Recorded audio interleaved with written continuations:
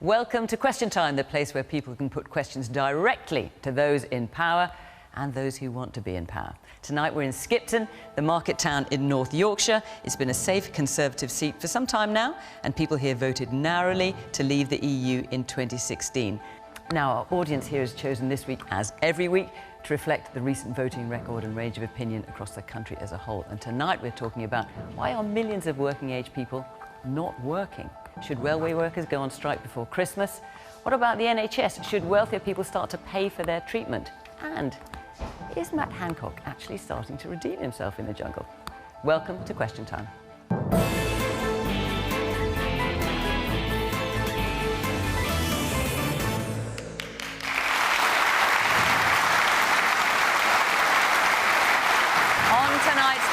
From the government, Richard Holden, who is a Transport Minister. Having previously worked as a government special advisor, he became the first Conservative MP for North West Durham in 2019. The Mayor of Greater Manchester for the past 5 years is Labour's Andy Burnham. He was Culture, then Health Secretary under Gordon Brown's government before leaving Parliament in 2017. Often talked about as a future Labour leader, he's run for the leadership role twice, maybe third time lucky.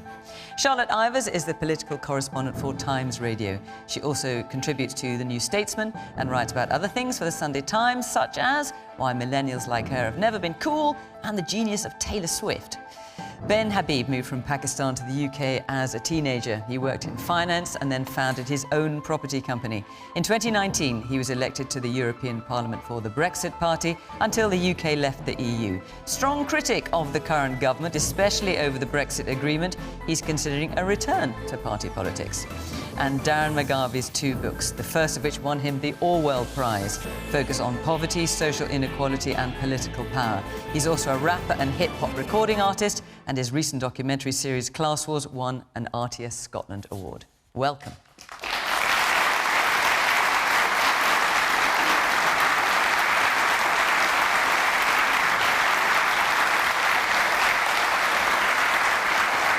Good evening, welcome to the panel, welcome to our audience here in Skipton, great to see you, and of course, welcome to you at home, joining the conversation the usual way on social media, and let's hear what you've got to say. Right, should we kick off with our first question tonight, which is from Nikki Clowes. What would the panel do to encourage the economically inactive into the workplace? So, let's just get this in context. There are just under 9 million economically inactive people. So that's people who could work and are not working, and that is 1/5 of the working population. Is this something that concerns you, Nick? Is that why you're asking? Yes. And why does it concern you? Well, it's not very good for the economy, for the country, and for people themselves. Andy? I would suggest people might look at some of the work we've been doing in Greater Manchester. So, under our devolution deal, we took some control of the DWP budget, and it was specifically focused on people who've been out of the labour market for a long time. And basically what we did was we kind of reversed the process with regard to the DWP. If you think about the national approach, it's a tick box regime, you know, computer says no, and, you know, people feel very dehumanised often in that process, and it doesn't match them with the skills that they want or the thing that they're trying to get back to work to do. We built from the bottom up a much more personalised approach, much more mental health support, actually, because people do lose confidence if they're out of the labour market for a long time. And what we found was we had twice the success rate of the national work programme of getting people back into work. So I would say do that, you know, work with names, not numbers, you know, treat people as human beings, not just statistics. And the second thing I would do is put skills under local control. In this country, technical education and skills has always been treated as a second-class option, you know, so there's a snobbery in education, isn't it? It's all about the university route. If we had a skills system that was matched to the local economy, where we could ensure that we were helping people get towards real jobs in the labour market, I think that would make a massive difference, because there's a huge need now to give people green skills as we move towards a greener economy. We're in discussions about a new devolution deal for Greater Manchester with Michael Gove. We're hoping to sign that soon. Taking much greater control of the skills system is a long-held Greater Manchester ambition. But we think we've got the track record to do it, and we think we would do exactly what you're calling for, get more people back into work. So, Ben, what we're talking about is people of a working age not in a job and not looking for a job. And we know that businesses are crying out for people. There are so many job vacancies.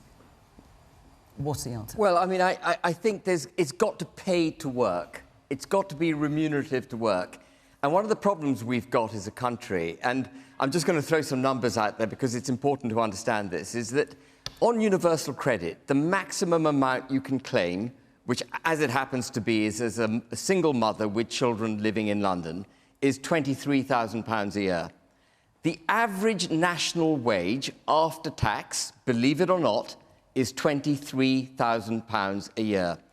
So the universal... Ben, just to be clear, what you're comparing is a national figure and a London figure. So if you look at the national maximum universal credit for single mother with children, it's 20,000. Okay. So it's less. Slightly less. And wages nationally would be less perhaps than they are in London. Well, I'm just comparing two national figures as opposed to a national and a London figure. But it is very, very close. And what you don't do in order to get people to work. And one more thing I need to say before I go forward is there are 5.7 million people now claiming universal credit to some extent or another. That's nearly twice what it was before lockdown, and about 500,000 people have entirely fallen out of the workforce. This is a disaster for the United Kingdom. We've got to get people back into work. And what you don't do in order to get them back to work is to make it easier for them to make money on universal credit, on benefits, than they would if they actually went back into the workforce.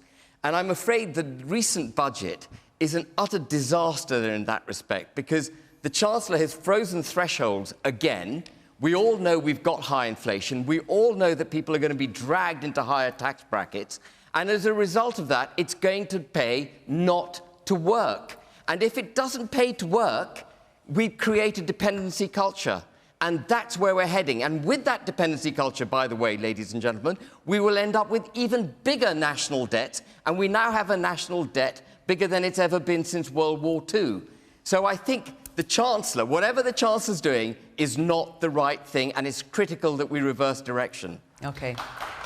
We've got a couple of hands up at the back. Yes, the woman in the glasses. Hi, I'm the former manager at the food bank here in Skipton and across North Yorkshire. And I'd just like to say that I never met a single person who was reliant on benefits who wouldn't rather have had a job and been working in 4 years of working at the food bank. Man there in the green sweater. I can't quite see what you're wearing. Yes. It's just interesting to hear Ben talk about there being a dependency culture. The UK has some of the lowest benefits in the OECD, and there are 14.5 million people in this country in poverty. So you're saying that somehow benefits are too much, because that's clearly not true. There are people starving in this country. I wasn't saying benefits are too much. I'm saying it's not remunerative to work. We are overtaxed and over-regulated as a country. We aren't growing as a country, and that is the fundamental problem. Woman at the back.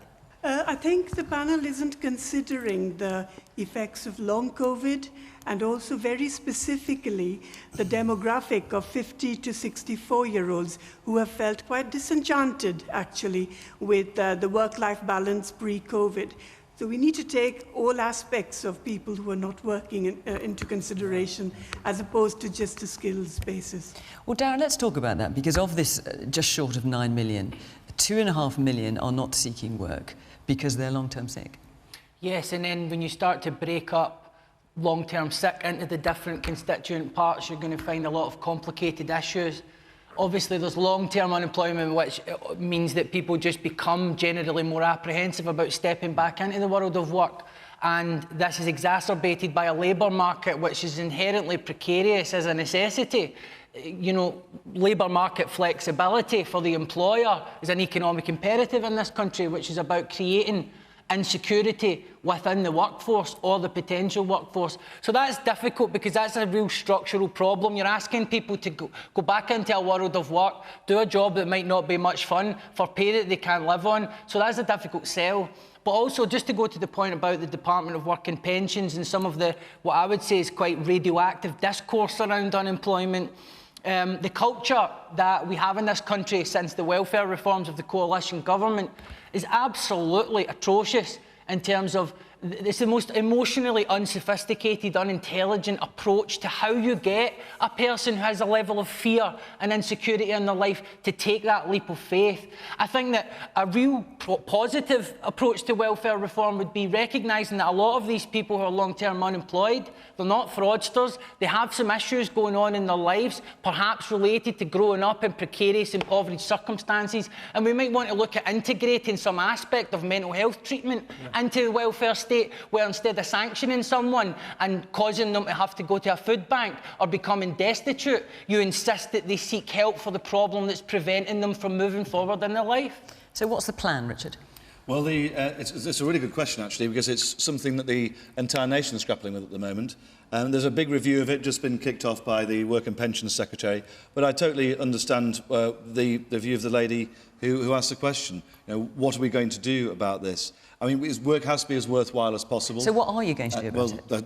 Let me continue a little bit. What we've already done this week is we've raised the living wage to £10.42 an hour, which is a good step in the right direction. One of the interesting points, though, I think Ben didn't quite understand perhaps, is that actually there's a lot of people in low-paid work who are also on universal credit. And one of the important things we can do is have people who are on universal credit, maybe not doing as many hours as they could, but encourage them into work. One of the things the government did last year, with MPs like me campaigning for it, was to reduce the taper rate. And I'd like to see, in the long term, us do more in that direction. Because the taper rate is particularly important, because that withdraws benefits from people the more they work. And if we can reduce that, as we already have done, that's already put £1,000 in the pocket of millions of families in this country, alongside a living wage. 20% of the working population have to rely on some form of benefit or another to get by. And that is wholly unjustifiable position for the United Kingdom to be in. We've got to get people to be working and earning their wage and standing on their own 2 feet independently. You can't just top it up, Richard. The government has to have a set of policies which gets people entirely independent of the state. The state is not here to underpin the workforce. No, I think what we need, though, is to help people. There'll be a lot of people in those circumstances who will, for example, have childcare responsibilities and things like that. 20% of the workforce. Which they also, so they may be able to do a certain amount of hours, but they also need help more broadly. And I think there's been a big shift in the last few years. Before you had the universal credit system, people would literally pay more than 100% of their income if they were earning if they worked over 16 hours. I need to get Charlotte. Over 16 hours a week. We've totally changed that system so that you will always be better off the more you work. How much more you'll be better off, that's what we need to aim for, and the government's already made big steps in that direction, and that's where I want to see us going. I don't think it's right, though, because my dad was unemployed for 8 years when he had severe mental health problems and also physical health problems. The best thing that he's done is get back into work in the long term. Okay. But those people need support to do that. It's not just about cracking the whip. It's about both carrot and stick. I'm not talking about cracking the whip. All right, Charlotte, let's get you get a word in edgeways. I wanted to bring up childcare because we just heard that word right there in the end amid any number of other things, but we haven't heard about it otherwise. And it's so expensive. And of course there are loads of people who aren't in work because someone's got to look after the kids. And if you think you've got a couple both on 20 grand a year, actually it makes more sense for one of them to give up work because it probably costs more than 20 grand to actually have someone else look after their kids. So why would you have both people in work? And there needs to be something massive from both parties actually on childcare, because the way it's going at the moment, the fact it only kicks in a few years into a child's life, the fact that it's only 20 or so hours a week, is just not working. And I know there's no money at the moment, but if you've suddenly got a bunch of people paying taxes who haven't been paying taxes before, might have a bit of spare cash to spend on something like that. OK. I am going to try, in this hour, to move reasonably swiftly through quite a few questions. So I'm going to move on to the next one. Before I do, I'm going to let you know that Question Time will be on the west coast of Wales and Aberystwyth next week. And the week after that, we're in Bishop Auckland in County Durham, of course. So if you want to be on either of those programmes, be part of our audience, go to the Question Time website, follow the instructions there. We'd love to see you. OK, a lot of people asked about this next question. So let's hear from Chris Hawksworth. After 2 disastrous Christmases due to pandemic lockdowns, is the RMT union set on destroying this one, or is it a legitimate dispute? I'm going to go to the panel. But Chris, what's your view? My view is they're holding the country to ransom, and with 2 days before Christmas and 2 days in the next week, with trains out of position and all that jazz, effectively we have a month with virtually no trains, and that disenfranchises the population. There's people wanting to make money over the Christmas period, and then finally there's all the businesses that are relying on a decent Christmas. So we need the footfall. Richard, we know that the Transport Secretary met Mick Lynch today of the RMT. Both seem to feel it was productive.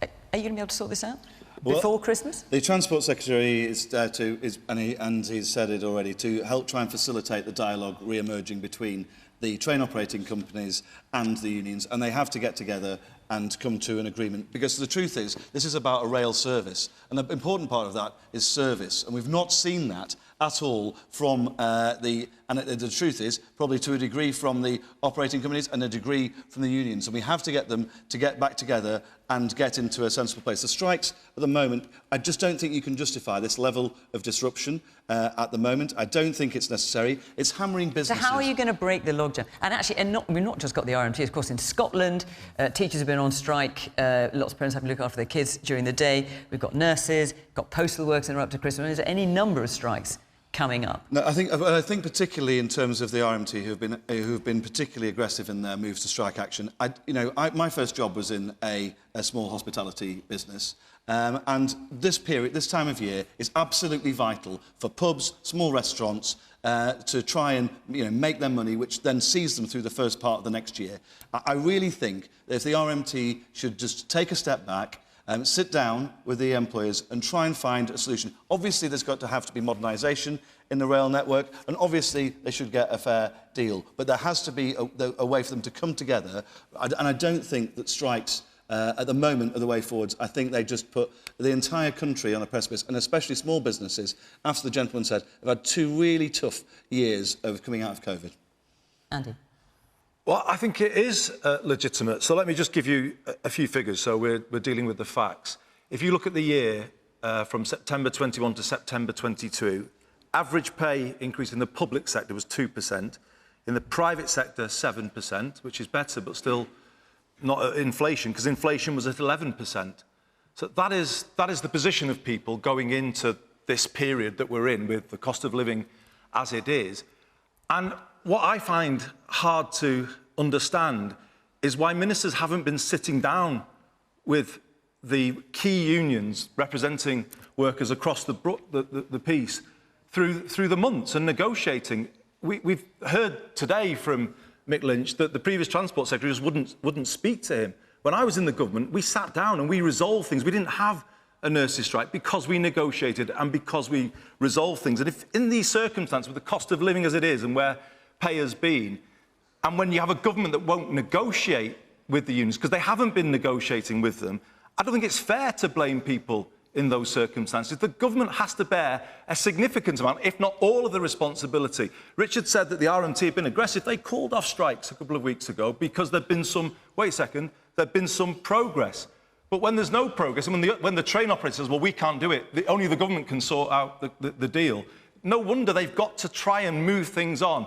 I would say don't blame people who are fighting for their family income at this difficult time. We're going into a winter where people are going to be at more risk, where we're going to have people using candles to keep warm in their home, or some people not keeping warm at risk of going into hospital. If the government let nurses, paramedics, firefighters go out on strike, that is going to be a serious risk to us all. So I would say they deserve a fair pay rise. Get behind them and give them a fair pay rise now. And in terms of the Labour leader's position, which is that he feels senior Labour figures, MPs, should not be going out on the picket line, you would support going out on the picket line with the RMT? So presumably you believe Keir Starmer is wrong about that? I would, and I've been on one, and I was on one this morning. But you think he's wrong? But because I'm in a different position. In my role as Mayor of Greater Manchester, I have to represent the best interests of our residents, and many of the residents of Greater Manchester work in the services that have not had a fair pay rise. It's my... Wait a second, I was just going to say, so if you're an... we know that, if you're an MP, you wouldn't go. My job is to support people who are fighting to feed their families now. And therefore, it is right, in my view, the Royal Mail this morning in Walkden, Greater Manchester, where they've been offered 2% when that privatised company has given massive dividends to their shareholders. Is that justifiable at this time? When those people are out there in the cold, delivering the letters running up to Christmas, they're getting 2%. They can't live on that. So don't blame them. It's a narrative that the Tories are running. Blame the workers, blame the... How about put them on the spot? Well, how about we get a government that starts governing this country, starts running things and fixing things? How about a mayor for Greater Manchester who stands up for the small business... Andy, you know just how much those businesses in the centre of Greater Manchester and across, actually, Greater Manchester have suffered over the last few years. Really tough times. We need to have these small businesses, particularly the hospitality sector, need to have people in there and for support. Of course, there's got to be a negotiated settlement, Andy, but surely the way to do it is not to cripple the other businesses who are really relying on this time of year. I don't know who you lecture. I've launched today with my nighttime economy advisor. Wait a second. It's not very good if they're all striking, they can't get in. For the hospitality industry. Don't talk over each other. No, Andy, wait. No, wait 1 second. If you talk over each other... I wasn't. No, I don't think so. No one can hear anything. I hear that you've just appointed a nighttime economic advisor. There's a lot of hands up, so forgive me, I'm going to come to the audience. Yes, the man there near the front with the dark sweater, yes. I think part of the challenge is that there's been so many secretaries within the government that the unions haven't been able to engage with them. There's been 3 secretaries in succession recently, so I think we need stability at the top to allow those negotiations to take place. OK, the woman here at the front. I would substantiate the point of that gentleman. If ministers keep changing, who is going to do the engagement? And while I empathise with the workers, we are going to have a conversation about modernisation, because you go through Skipton train station, there is 4 barriers that accept tickets, and there is 3 people there to support you putting a ticket in a machine. Now, it's good that they are there for the person who's got luggage or the elderly, but the reality is it cannot support 3 people running those machines. There is far too many people, so you are over-promising those workers money. I empathise because we've got to find them other jobs, and we've got to align that up, because robotics and things will not help with levelling up. You know, we've got to address in the area what we need going forward and what we're going to lose. But we have to have conversations about modernisation, and difficult conversations about the NHS and things like that, conversations that unfortunately are not vote-winning. So the problem that we have in this short-term political arena, where parties don't, you know, what you stand for, and normally you say, put, you know, place above politics. When are politicians in this country going to put certain things like education, like NHS, like infrastructure, on a trajectory whereby we then have to agree and we judge politicians on their delivery, not their constant changing, so that we get nothing done.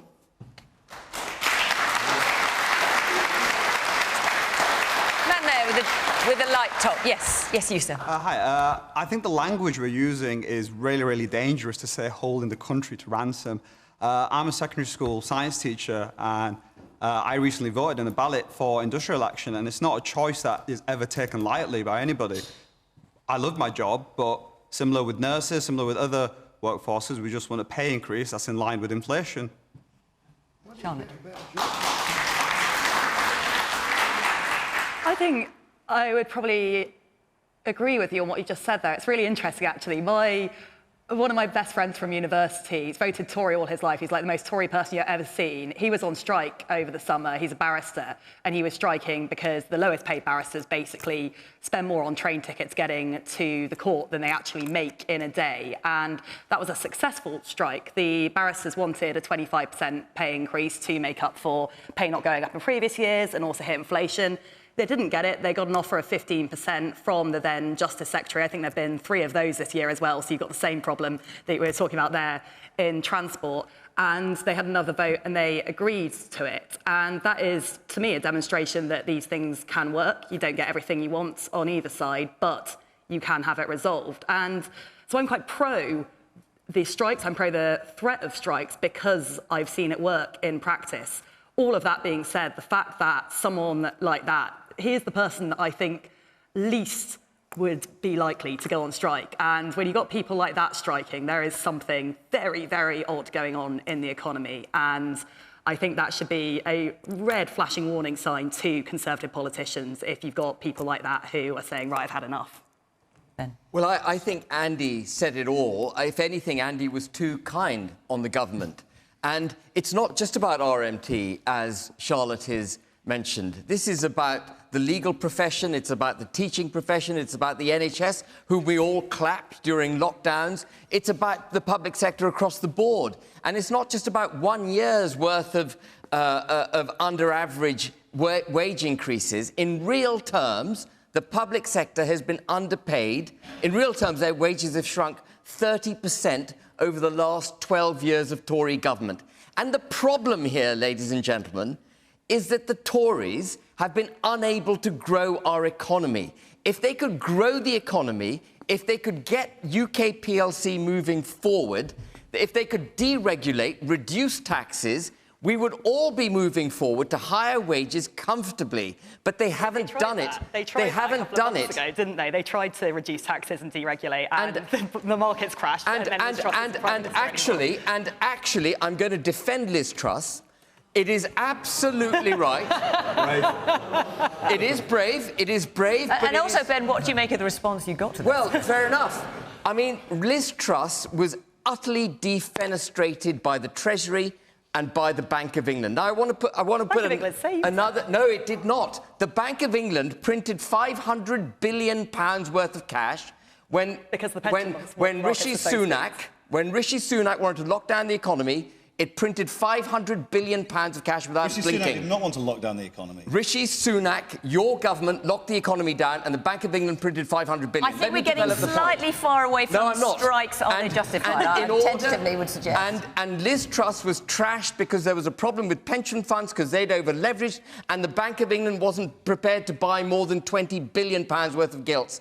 Liz Truss had the right idea. You cannot get out of this problem without growth. The only way for wages to go up, the only way for national debt to come under control is for the economy to grow. That is the only way. You will not do it through austerity. You will not do it by sitting on people's wages. You will not do it through higher taxations. We have borrowed to the hilt. Taxation is as high as it can be now, and the UK is destined to enter a doom loop in the economy unless the Tories can get a grip of growth. I'll come back to you, but I'm just going to bring Darren in. Darren. So, yeah, trains. I'm affected by industrial action as a parent in Scotland. The teachers have been striking today, and that does have an impact. I don't drive, so I use public transport. That does have an impact, but I choose not to centre my own individual needs at the heart of a much more fundamental discussion that has to take place about this country's economic structure. The problem isn't that there is not enough wealth being generated. In the instance of... So you're agreeing with Ben, then? Well, I'm just... nah, I don't think... not what I was expecting. But I don't think there's going to be much of a consensus between Ben and I. But, you know, this idea that the Tories are floating with their old playbook that they've been rolling out since the days of Arthur Scargill, it's not going to wash anymore. Because people understand that these operators that are profiting, still paying dividends, are skimming off the top, creating a surplus by suppressing wages, skimming off the top. The service seems correlated, the expense of the service seems correlated to how unpleasant it is to use. And this idea that people standing up against that, quite frankly, corruption, is this idea that people standing up against it might lead to businesses failing, and that Mick Lynch, as an individual, holds the economic fate of companies. No, I'm not finished, mate. The economic fate of companies and people.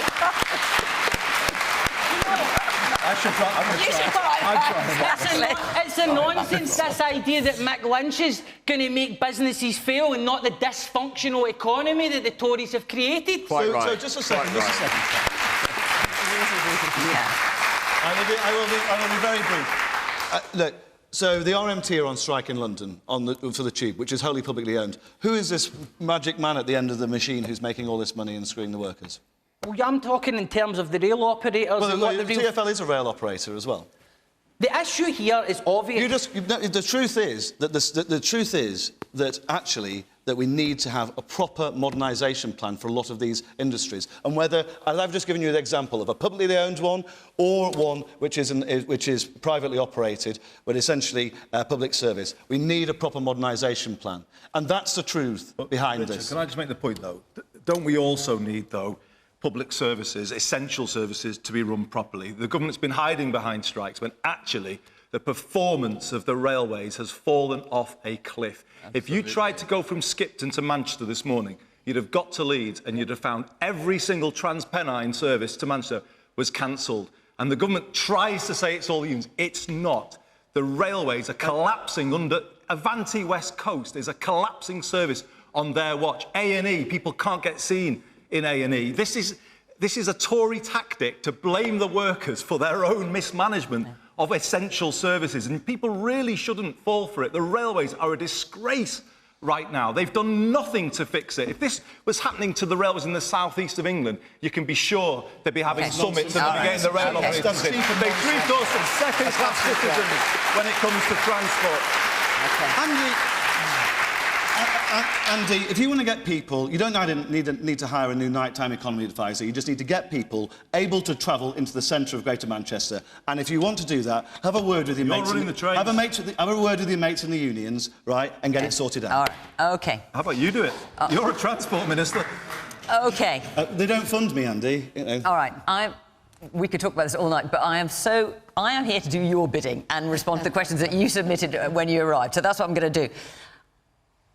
On this next question, quite a lot of you asked. I'm not going to spend a lot of time on it. It'll become obvious why, but a lot of you asked, so let's go for it. Bob Long. Here's Matt Hancock excelling himself in the jungle, showing fearlessness and resolve. Right. Now, the fact that you're laughing makes me think you don't think that. Is that right? Or do you think actually he is? Personally, I would boot him out of politics tomorrow. All right. Now, look, I'm going to come around the panel. But the thing is, the country have tried to dishonour him, to bring him down, to embarrass him and everything. But basically, I've got to give the man credit. He's socked them in the eye. He's hit back at them. He's shown something I didn't believe he would ever have it. And it just amazes me. OK. So, I mean, I'm sure not everyone is watching I'm a Celebrity, but, I mean, one thing Matt Hancock has been doing is been acing those trials and getting, you know, doing incredibly well at things that, frankly, I wouldn't go near and just look horrifying to me. We've done this a couple of times on the programme, and the overwhelming consensus on the panel, and almost to a man and woman in the audience, has been it's a horrendous idea, he should never have done it, it's risible. I'm just wondering if that's changing. Can I just have a show of hands for people who, let's just see, who think actually maybe it was not such a bad idea on Matt Hancock's part, possibly even a good one? OK, well, let's hear from some of you then. This woman here in the front. And actually, the rest of you keep your hands up so I can see where you are. Thanks. Yeah, when he was going in, I thought it was the wrong thing to do. He's got a job to do. It isn't the right thing.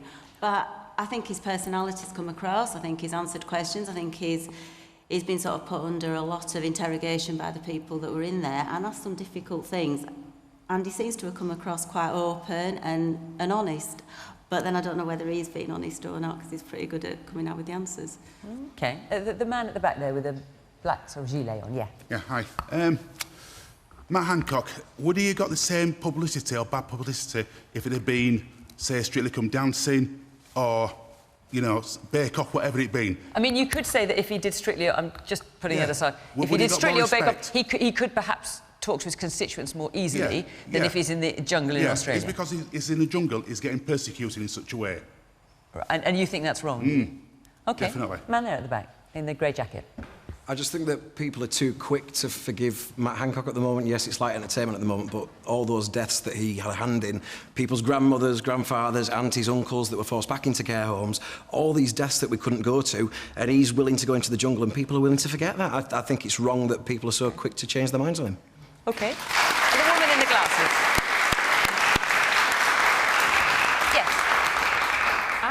probably decided that his life's over in politics, so he's trying to make a new life for himself in other ways. And is he winning you over? He has won me over slightly. I don't think he should. I don't think he should win, and I still don't agree with a lot of things he did. But I do think that he must have decided that his life in politics is coming to an end, and he needs a new avenue in life. So. Okay. Look, I'm going to come around. I want to. Listen, just give me an answer for like 30 seconds or something, because we've got very big topics I want to talk about. But since so many of you asked about it, it's very interesting to see that very notable change of view from the times we've done this before. Darren, very quickly.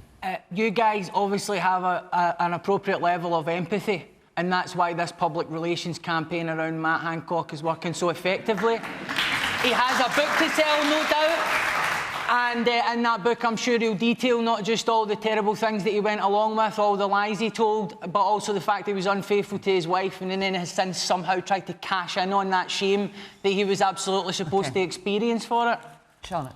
I'll be honest, I haven't been watching, partly because I worried that I might suddenly decide that he's fantastic. But tell you what, I've spent the last 3 weeks trying to get my editor to let me write about Matt Hancock, and every week someone else, another columnist, has come in and taken the idea. So I'm going to tell you guys about it instead. Here is my idea that I have not been able to get past the editor.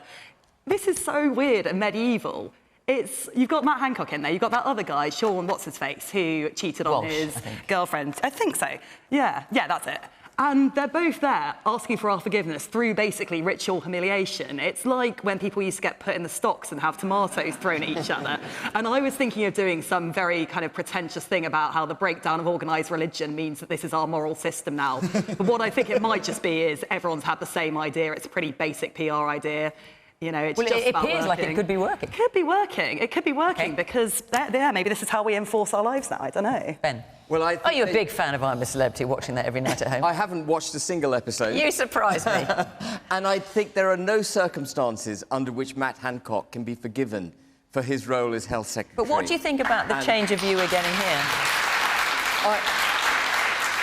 If there is a genuine change of view in the populace about Matt Hancock because he's able to eat cockroaches and the genitalia of a kangaroo, I think we are in for real trouble in the political sphere.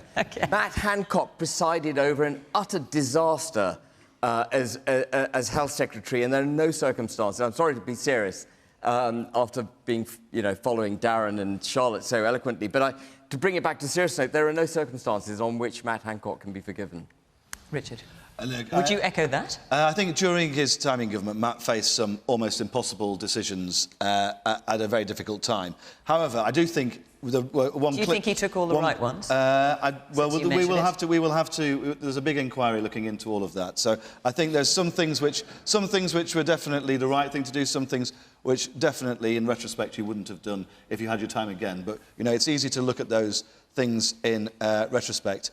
Releasing elderly from hospitals into care homes so they could spread COVID. Yeah, I just want everyone to remember that. And I'm not in any sense downplaying the importance of these issues. Not at all, Ben. Just in terms of the question, is Matt Hancock excelling himself in the jungle, showing fearlessness and resolve, as you put it? Well, I have seen. I'm not an avid watcher, but I have seen some clips of him. Sorry, you're among friends. You can say you watch it. I've seen a few clips of it. Look, I thought Boy George was quite mean to him at certain points. I hope Jill Scott wins, and I think that the only clap I'm getting of the evening, and I think that. I wouldn't have gone in as an elected MP. Okay. I think he's got an important role to do. If he doesn't want to be in politics anymore, then there's a clear route out. So is he?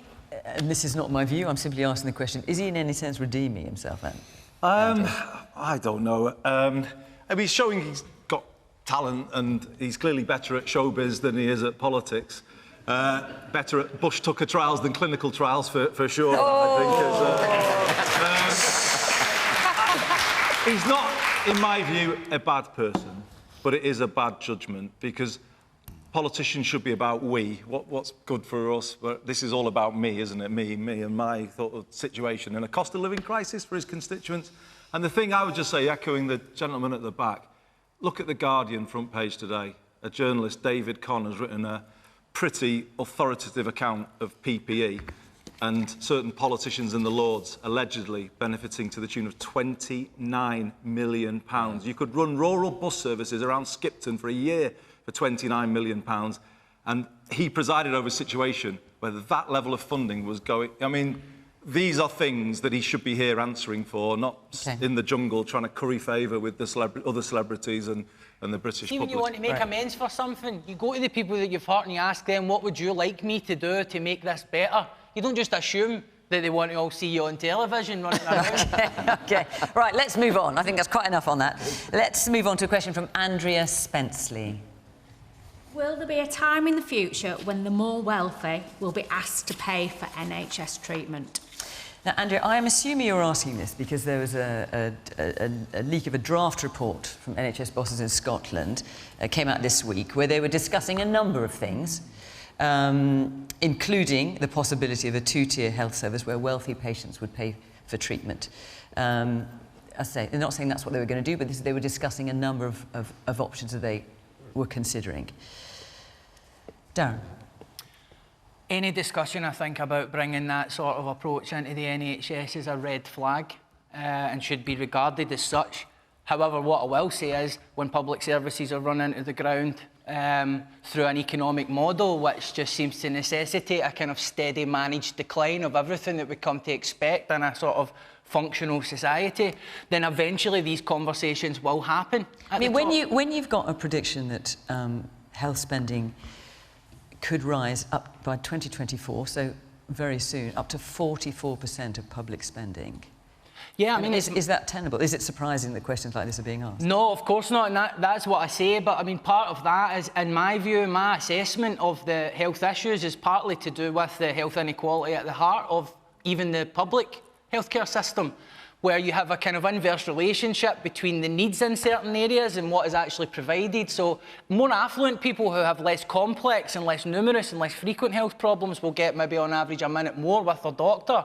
Doctors want to go to affluent areas because it's less stressful. So this leads to a fundamental inequality, which then creates further health problems down the road. And is the answer just putting more money into the NHS, or do you think it needs reform? It needs to be reformed, but we also need to start taking a more preventative approach to health generally, so that we are actually understanding how do we design our communities? How does stress impact people's health? How does having a bookies, a chippy and a pub as your local economy impact local health? And really just trying to redesign it in a more sophisticated way.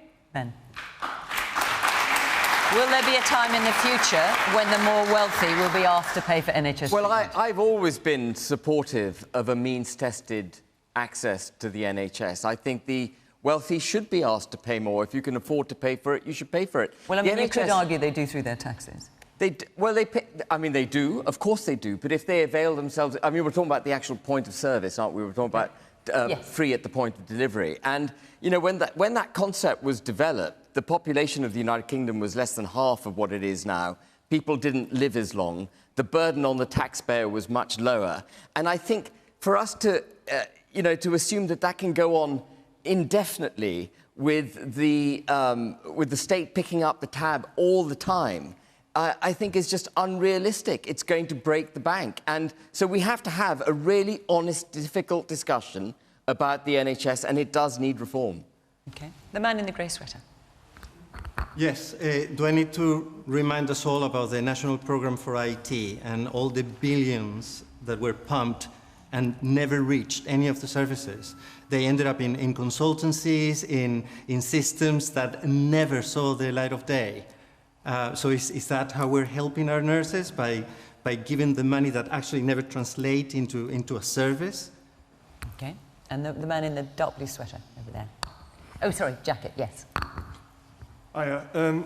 My wife's a sister in an outpatient's in Wharfdale, and most of her time spent looking at emails and arranging things. A lot of time and a lot of money is wasted on people missing appointments. You know, it's so frustrating.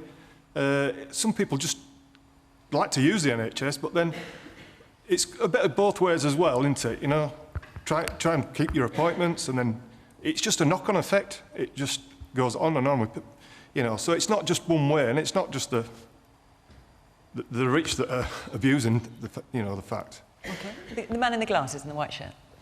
Yeah, Hi, so I'm a fifth-year medical student, so I've kind of witnessed healthcare change over the past 5 years, and it's literally due to chronic underfunding of the NHS. Pre-pandemic, the pandemic's only exacerbated what we see now, is the reason that we are in the situation we are in. As a aspiring doctor for next year, I would like to treat everyone at the point of care, regardless of how rich or how poor you are, and it's really sad to see in this day and age that your wealth kind of translates to how much access you have to healthcare. And, can I ask you, do you think, given what a proportion it's forecast to be of public spending, as I said, 44% by 2024, do you think it's a question of more funding solely, or do you think actually the model we have is not tenable? Some of it really needs to be changed. It's really not focused. Like you've seen, we just cycle through health secretaries. For example, we've got nurses striking because we're not able to retain them. So it's a vicious cycle of they leave and we get new ones and they get paid a low wage and then they leave. For example, junior doctors are balloting to strike because an F1, a junior doctor's salary, is now £28,000, but when you break it all down, it's looking at around about £11–12 take home. So our force leaves, these highly skilled labourers. We're leaving for better pay in Australia.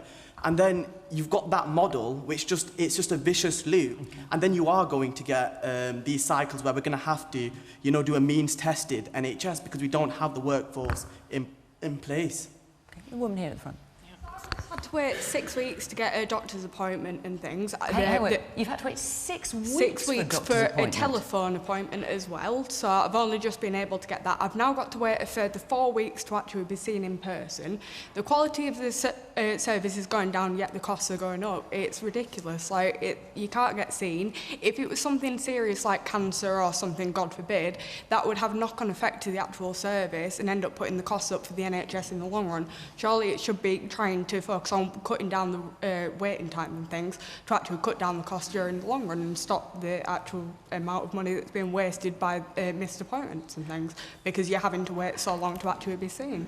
Can I just ask you, what are you being told as to why you're having to wait 10 weeks to see a GP in because person? I couldn't get anybody available because I'd had so many booked up and things, and because I needed to see or speak to a specialist, there was an extra long waiting list for this, so I had to wait 6 weeks to be able to see somebody.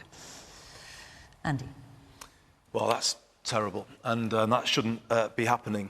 And I think there's a really important distinction to be made here between the way the NHS is at the moment and the level of funding it has and the way it's been run, and separating that from the NHS model. Because actually, if you look at the NHS model, it is proven over time as the most efficient way of delivering good healthcare to a whole population.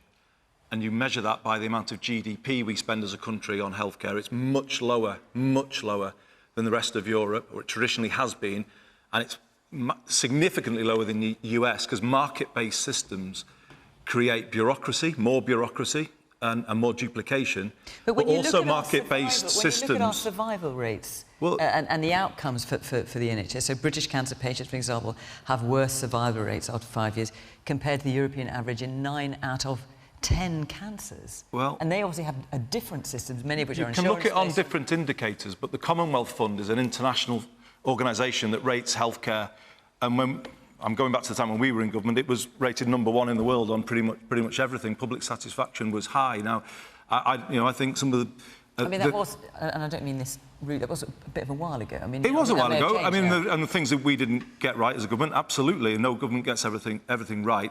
But the NHS model can be run well. And the thing I was going to say, the thing to think about is, if you have charges, that means that people often don't seek preventative care. This is what happens in the US. They don't go, and then they present needing much more expensive care because they leave it. And that's why there's a sort of a cost built into those other kind of systems. Just to finish on the point of reform, because I heard what you said before, by the way, and I absolutely understand what you're saying. And I'm not somebody who's ever turned my face away from changing the way things work in different times. The big reform I think the NHS needs, and it's on the principle I was saying before about good preventative care, is to provide social care on NHS terms. So effectively provide the simple preventative care in people's homes in the same way that we provide NHS care. Why? Because that means you spend a lot less just keeping people supported at home, rather than what we do at the moment is leave people without the support they need in the home, and then they end up hospital, and then they end up stuck in hospital. So I said this 10 years ago as Health Secretary. I believe in the century of the ageing society, we need a healthcare system that can look after people's social, physical and mental needs, that can see the whole patient and the whole person. And I would say that is the single biggest reform we need to ensure you've got a system that can look after people from home to hospital and back again with one team around the person. That's the reform the NHS needs. Charlotte. I suppose I'm listening to you, Andy, and I know you're going to tell me that you're not in the shadow cabinet and this isn't quite your job, but there's no one from the shadow cabinet here. And I really want to believe that, let's be honest, probably when Labour get in 2 years' time, they'll be able to sort all this out. But there is no cash at the moment. Taxes are pretty high. Borrowing more seems like a pretty foolhardy thing at this point. And no front-bench Labour politician seems to be able to tell me where they're going to get extra cash from for the NHS. Do you have a sense of If you're asking me directly now, it's about a good workforce strategy and paying the nurses properly, back to that debate before, because the amount they're spending on agency nurses right now is totally unjustifiable. So the agency bill is massive. So you could keep if the you have a overall spend the proper same. recruitment strategy, you can bring a lot of money out of agency spend. OK, so you keep the overall bill the same, but you move around Even to make within it the more overall effective. bill, there are Charlotte, what do you think in terms of the question? Will there be a time in future when the more wealthy will be asked to pay for NHS treatment? So it kind of made me laugh in a very dark way, because it's sort of a joke my friends and I will make to each other when someone mentions the state pension. We'll be like, yeah, you're not getting one of those. You know, social care, you're not getting any of that. NHS, you're not getting that. It'll all be gone by the time we get there, which I hope is not true. But I do think I've got a lot of friends in the same position as you. They have been trying to get GP appointments for absolutely ages, and they simply can't. And actually, they're not like bankers. They're not millionaires, these people. They're journalists. That certainly doesn't give you a banking salary. But they would probably be pretty happy to pay 50 quid to get an appointment quickly. All of that being said, I don't think it would work, because the way NHS spending per person works is basically nothing, nothing, nothing, nothing. Something goes wrong, everything, and suddenly it's loads. And that is what we're all paying into, basically, an insurance system.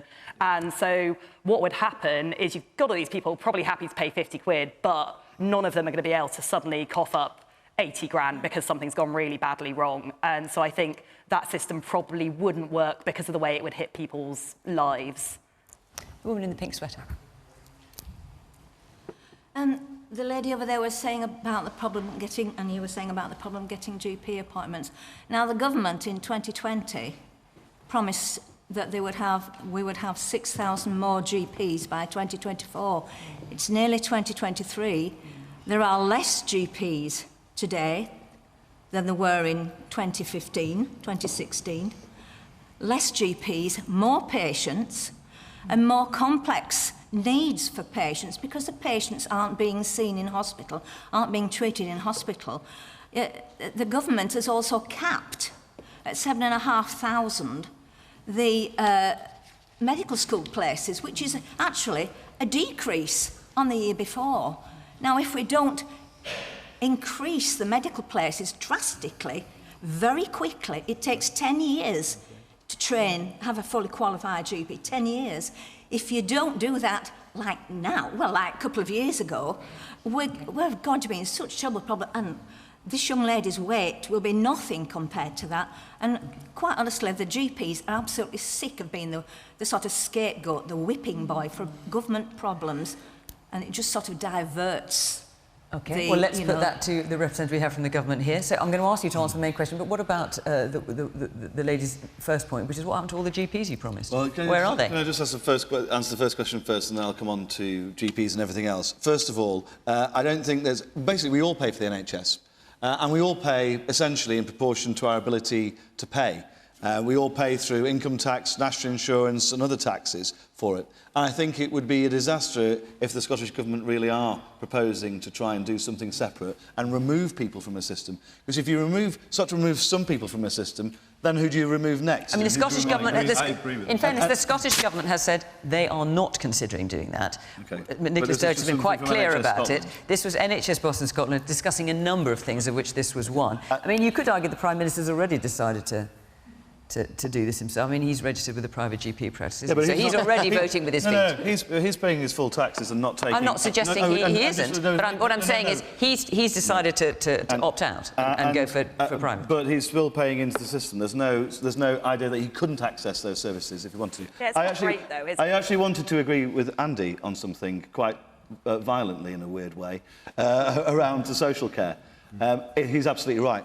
And this is an issue that both political parties have kicked each other into for a long time. The Conservatives did it to Andy in the 2010 general election. Labour did it to the Conservatives in the 2017 general election, and both of them made big mistakes, in my personal opinion. And the government's just delayed the plans for social Well, care. they've had to, given the economic circumstances we're in.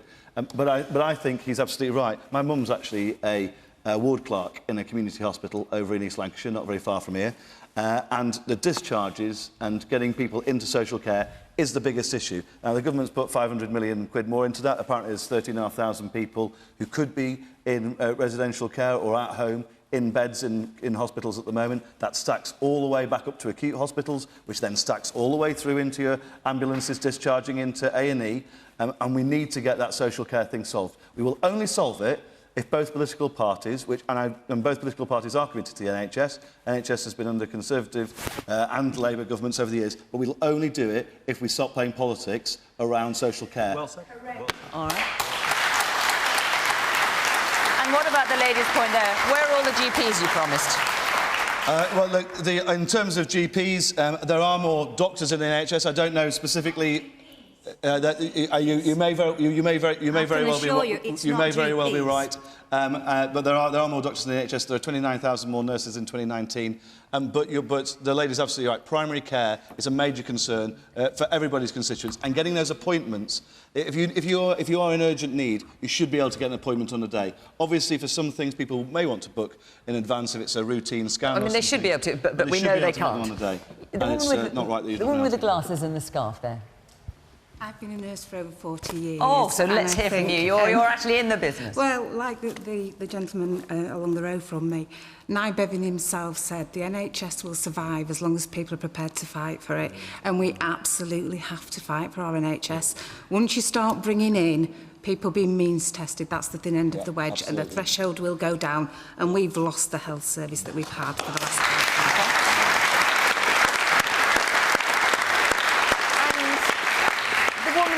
In the orange scarf, yes, thank you. It's just shown how incredibly important it is to have a good and functional NHS. We were talking earlier about people being economically inactive. Part of that is waiting for appointments when they're not well and waiting for treatment. Another big part of it is the toll that the cost of living crisis is taking on mental health. Fund us properly, make nursing and clinical, and health and social care generally, a good profession that's well paid with good working conditions. We want to be proud of our profession. I've just voted to strike, and that was hard. That was a really difficult decision.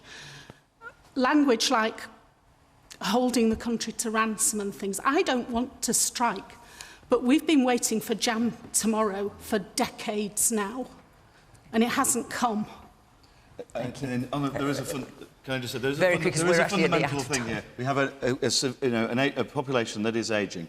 44% of public spending is going. 44% of public spending is going to the NHS, more than ever before, more per head, even real terms than ever before. It's just trying to match that need is really difficult, which is why social care reform is so important. I'm really sorry we are out of time. I think the point you also make is you feel insulted by suggesting you're holding the country ransom, and I think that's... I don't want to strike. OK, we hear you. But I need more money. We all nurses, care workers, doctors, we need to be able to lead reasonable lives without having to strike. So pay us, please, what we deserve.